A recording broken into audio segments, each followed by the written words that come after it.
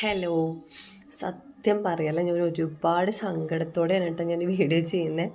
ഞാൻ ഉടുപ്പ് കംപ്ലീറ്റ് അടിച്ച് കഴിഞ്ഞത് മുഴുവനും ഞാനിതാ സെപ്പറേറ്റ് ചെയ്ത് വെച്ചിരിക്കുകയാണ്.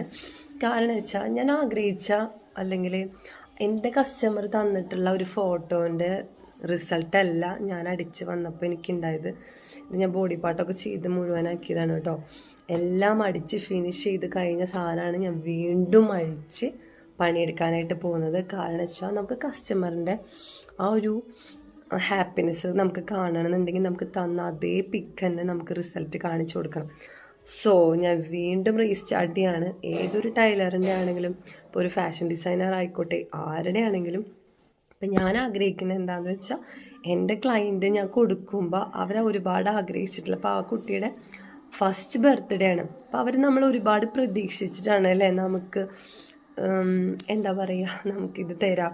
ഒരു കസ്റ്റമർ നമുക്കൊരു നമ്മളെ വിശ്വസിച്ച് ട്രസ്റ്റ് ചെയ്തിട്ടാണ് നമുക്ക് ഈ ഒരു പ്രൊഡക്റ്റ് അല്ലെങ്കിൽ നമുക്ക് ഈ ഒരു ഡിസൈൻ ചെയ്ത് കൊടുക്കാൻ വേണ്ടി നമുക്കൊരു ഫോട്ടോ അയച്ചു തരുമ്പോൾ ഞാൻ വിചാരിക്കുന്നു എനിക്ക് മാക്സിമം എൻ്റെ റിസൾട്ട് കൊടുക്കണം. അതിന് എത്ര ടൈം കളഞ്ഞാലും എത്ര പൈസ അതിനുവേണ്ടി ചിലവായാൽ പോലും എനിക്ക് അത്രയും ഹാപ്പിനെസ് റിട്ടേൺ കിട്ടണം. സോ നമുക്ക് വെയിറ്റ് ചെയ്യാം.